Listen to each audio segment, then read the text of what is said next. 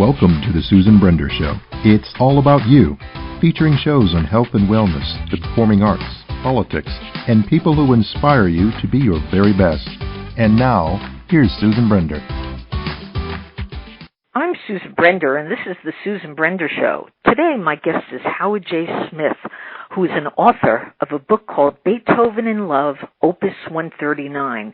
Now, Howard, on a typical day, there are over 30,000 postings under Beethoven in Google News, a number befitting a man whose music and life continually fascinate people all over the world. Why don't you tell our audience about Beethoven in Love, Opus 139? It's an amazing story, his life, and I think his life story resonates when you read the book as much as his music does with people to this day. Beethoven has an enormous impact on an emotional and visceral level with people who hear his music, even if you don't know very much about him other than sort of the cliche facts, oh, he was deaf, or he did this, or he did that. His actual life history is astonishing. He was, in fact, the first rock star. He was one of the very first musicians who worked independently, did not have patrons who he was obligated to work for. And much of the debate about his life also goes to one letter that he wrote that was not discovered until after he died, which was entitled The Immortal Beloved Letter, because it was addressed to this woman, but no name. And he talks about her as his immortal beloved, and that has set off controversies for almost 200 years as to who this woman was.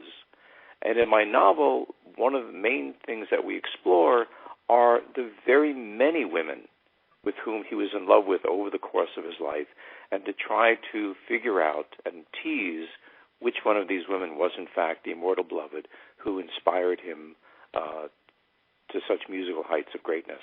Now, what motivated you to write this book? Personally, I remember hearing the story of the moment of his death, which in itself is greater than fiction. You can't make this stuff up. He was in a coma. He was 56 years old. He'd been ill for months. His friends knew he was going to die, and this was in March in Vienna in 1827. And there was a snowstorm and thunderstorm going on outside. His friends, who'd been keeping watch over him while he was in a coma, most of them had left to go make funeral arrangements. One friend remained behind just to keep an eye on him. And there was a lightning strike that hit the building. And all of a sudden, Beethoven, who'd been out of it for 2 days, sits upright, his eyes open wide, he clenches his fist, he looks at the heavens, and then he's gone. And I wondered what was going through his mind at that moment. And in my own life, I had what I would call a near-death experience many, many years ago in a motorcycle accident. And my moment of realization at that point of facing death was one of actually great calm and great peace. And here's Beethoven, as historians would tell us, is cursing the gods. We'll often wonder, was he cursing the gods for the frustrations of his life? Or was he actually reaching up and grabbing the hand of the goddess, Isis, who he admired? And I hate that the radicals in the Middle East have taken that name away from us. Was he reaching up for her hand to pull him into heaven? And the novel, in a very metaphorical sense, takes place in that moment where Beethoven is on this journey to what he considers heaven or Elysium, and he confronts what I consider the ghost of his Christmas past, which is someone who he thinks is Napoleon, who forces him to confront all of the failings of his life and the troubles of his life before he can find what Beethoven seeks, which is that one moment of true joy in his life where he's happy, where he's with the woman he loves, and he is at peace with the deafness and the other failings in his life that he never could resolve. Yeah. Now, most biographers of Beethoven who wrote about him years after his death, in a very Victorian-like socially conservative times, were musicologists. Now, what is a musicologist, and why did they write about him? Why was he so great? Well, first part, a musicologist is essentially a musical historian who studies musicians, their lives, and it's a very narrow field of how their music impacted musical history. And in Beethoven's case, he transformed music. And as I said, he was the first rock star. Prior to his time, musicians were simply employees of the aristocracy. And then, as now, the aristocracy was approximately 1% of the population. And if you were a musician, you worked for them, almost like an indentured servant. You weren't considered much better than a servant. Even Mozart, as great as he was, and Mozart overlapped with Beethoven. They even met when Beethoven was a teenager. Beethoven was essentially a servant of the Archbishop and had to do his bidding until he declared his independence in the last few years of his life. Beethoven never did that. Beethoven was such an iconic and eccentric individual that he somehow managed through his own greatness, first as a pianist, to attract the attention of the aristocracy and basically become a valued performer in ways that we would recognize in modern times, but was extraordinarily unusual for that period. And his music also transformed the music world from that of being very formal and stylized to one where he was expressing individual emotions and telling essentially emotional stories, never verbatim stories, but emotional stories with his music, which is why it still resonates with people today. Yeah. Now, you mentioned that Beethoven was the first rock star. Now, that's a very wonderful kind of way to describe him. It's very now. Now, at that time, there weren't really true rock stars, were there? No. But he, again, set up, by dint of his own personality, an atmosphere where people wanted to go hear him play. Again, mostly the aristocracy, the upper middle class, people who could afford such things. They wanted to hear. He was so brilliant and such a desired guest. He would play in chamber parties. Concert venues as we know them today didn't really exist in that sense. Most performances early in his life were in the homes of the aristocracy. There were a few theaters which gradually became more and more important over the course of his lifetime. And he would do many public concerts later on in his life. But he was the one that sort of initiated that. Not solely and not totally, but he definitely was the leader in his time of doing that. Now, Beethoven engaged in probably the most negative time in his life in his mid-40s. Do you know, and can you tell our audience a little bit about why that was the case? Okay. Well, Beethoven was the oldest of a half dozen children in his family, the number of whom died in infancy. But he essentially raised his two younger brothers. His father was an alcoholic. His mother died when he was 16. And so very early on, he was thrust into the responsibility of taking care of them and one of the infant daughters that did not live past 18 months of age. And he felt a great responsibility throughout his life for caring for his brothers and saw himself as the patriarch of the family, particularly as he moved to Vienna around age 21, and his brothers eventually followed. His middle brother was also a musician, nowhere near as good or as famous by any means, but he was a music teacher. He also helped Beethoven with his getting things published and so forth. He became his assistant. His youngest brother became a pharmacist, had no interest in music whatsoever, but even there, Beethoven's name was the gateway to his early success.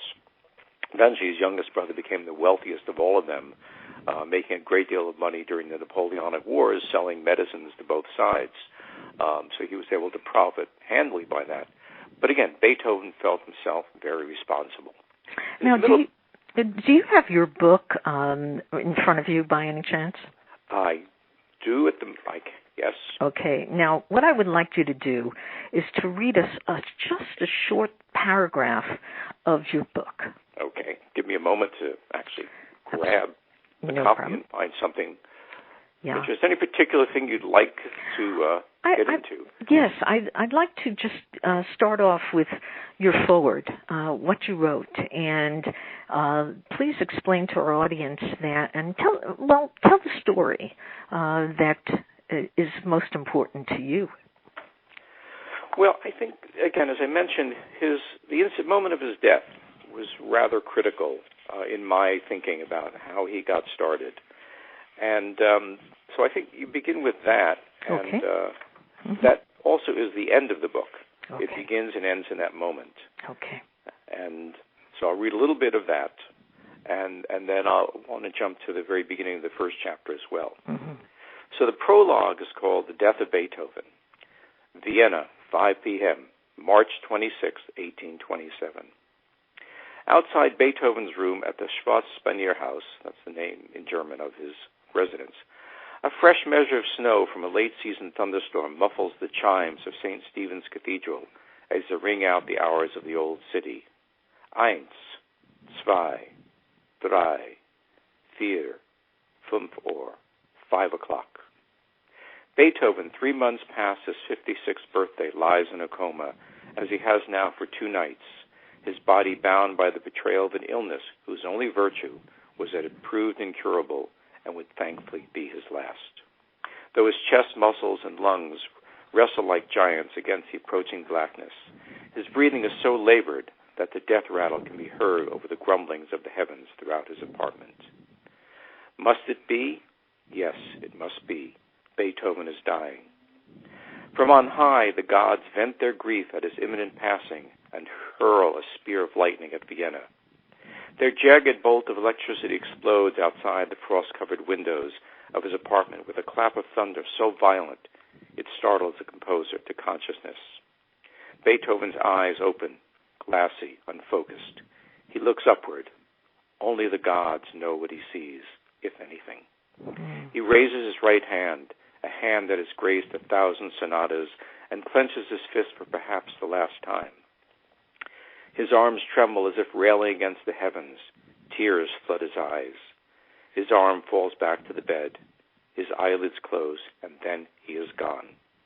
And then I want to read the opening line of the first chapter. By all accounts, my funeral was a grand success. Wow, that's quite something. You know, it sounds a little bit like song, or it reminds me of some of the poetry we read. Now, where did you learn to write like that? Well, I've been writing for 40 years or more, and early in my career, I was very blessed to work with a collection of writers at the Breadloaf Writers Conference in Vermont at Middlebury College, including people like Toni Morrison, Tim O'Brien, John Irving, and the late John Gardner. And John was my teacher and my mentor early on in my career. And he had two really simple principles about writing that later became the name of a course that I taught at UCLA in the mid-90s. And it was called The Vivid and Continuous Dream. And John's line was, when you're writing a good story, what you're doing is creating a vivid and continuous dream in the reader's mind that's so potent, so all-encompassing, so enriching, that the next thing they know is someone's calling them to dinner. Anything you write, he would say, that breaks that dream is no good. Throw it out. And when you do that, and you have a sound or the voice of your character in your head, you begin to realize how you create seamless lyrical writing. You get rid of excess words. You get rid of fancy concepts. You get rid of intellectual propositions that don't work smoothly, that don't make sense, so that every line is graceful and smooth. And John had a lot of other guidance and rules about doing that, from the sounds of words to the way you structured sentences and the like.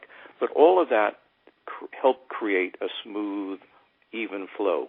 And in my world, I consider myself a lyrical writer, though I use very few words.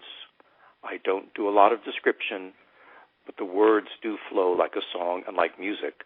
And that was one of the inspirations for creating this novel in the same format as one would do a concerto, a violin concerto, per se. It sounded like it, yeah.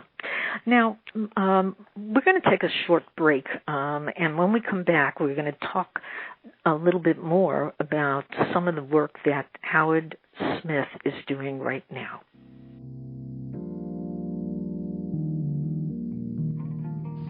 Rose Passion's beauty products are blooming. My name is Lady Suzette Fry, founder of Rose Passion Beauty Products, 100% organic and safe. Rose Passion is for all ages, women, men, young children, and babies. The perfect gift for the passionate rose in your life. A natural beauty secret from Earth Divine. Find me at rosepassionbeauty.com.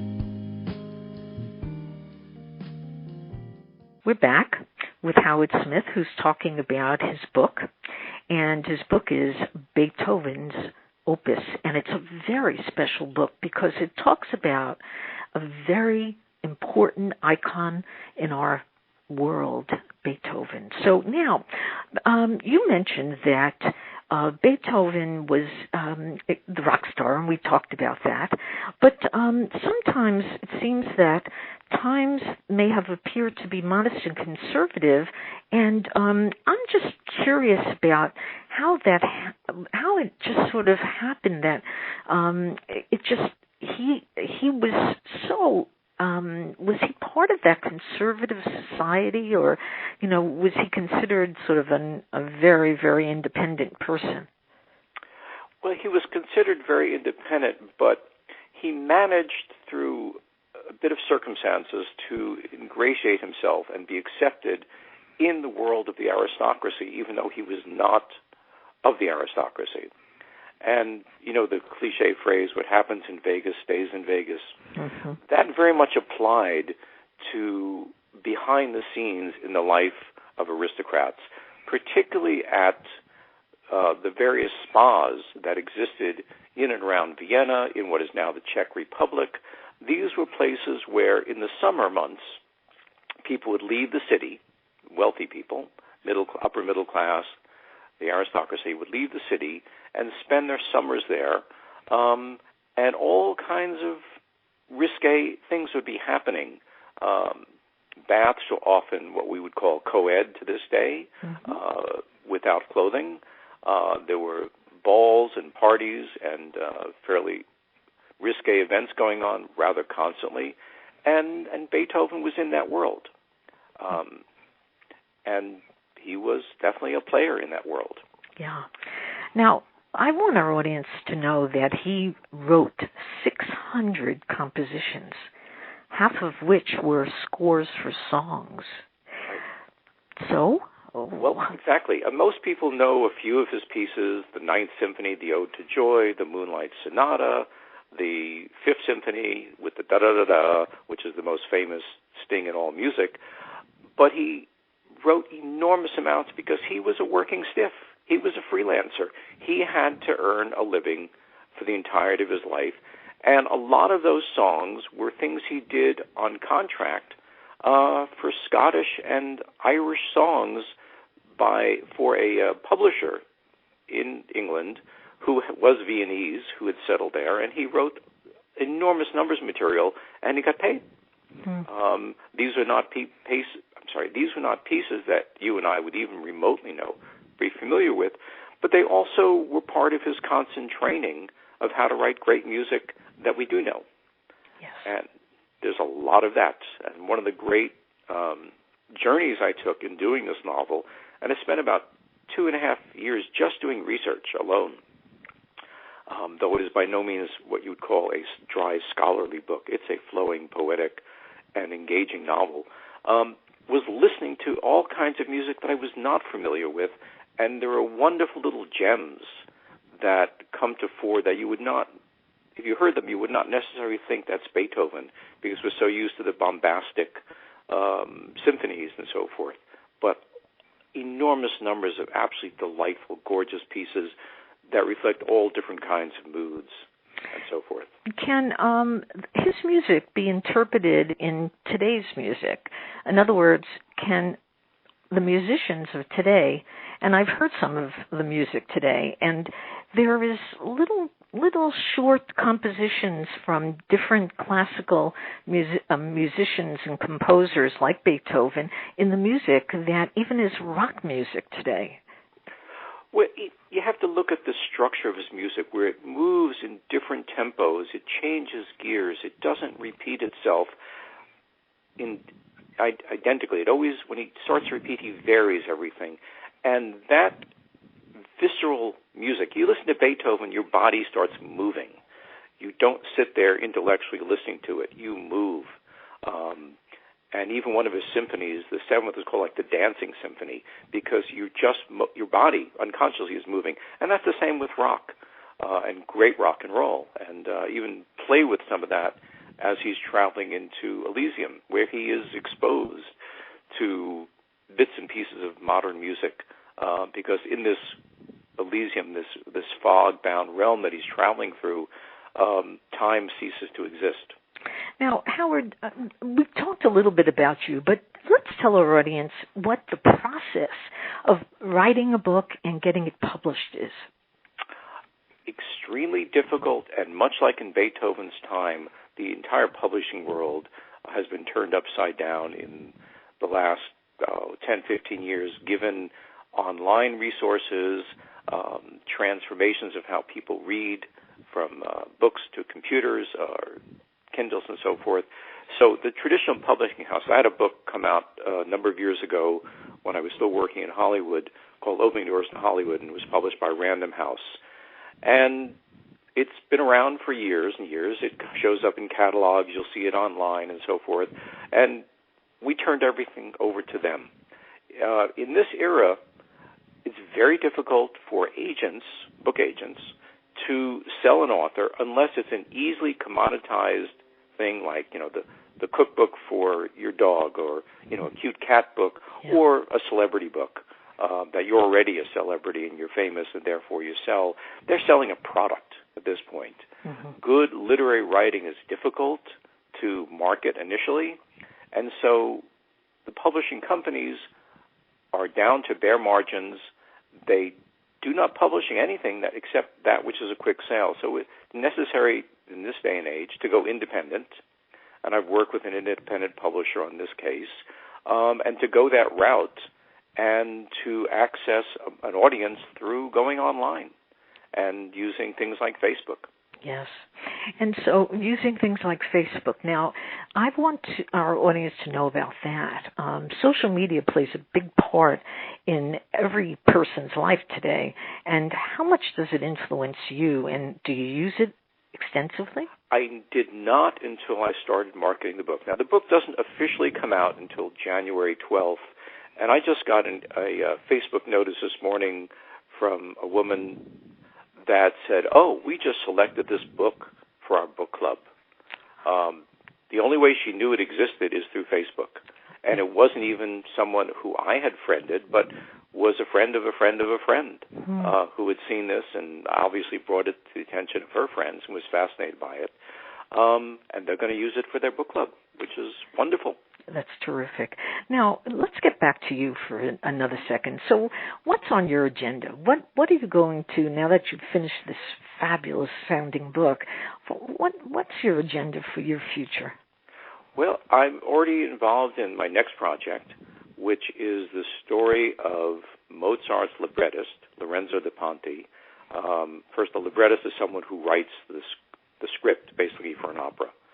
And Lorenzo da Ponte was a fascinating character who lived 200 years ago, and he was, in essence, the screenwriter of his day. He gets no credit.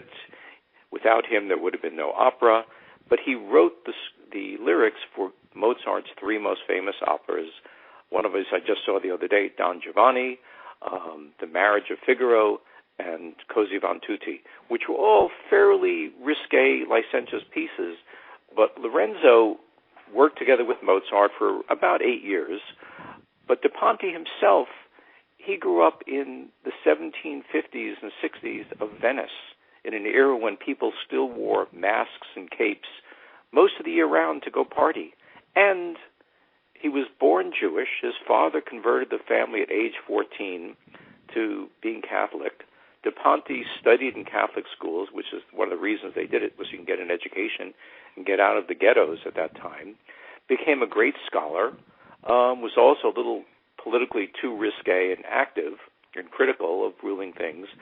And in Venice, he worked as a priest. He would say Mass on Sundays, and the rest of the week he'd be out gambling, womanizing, drinking, partying, and got to know Casanova, the real Casanova, who was 20 years his senior, and got to know Casanova's memoirs.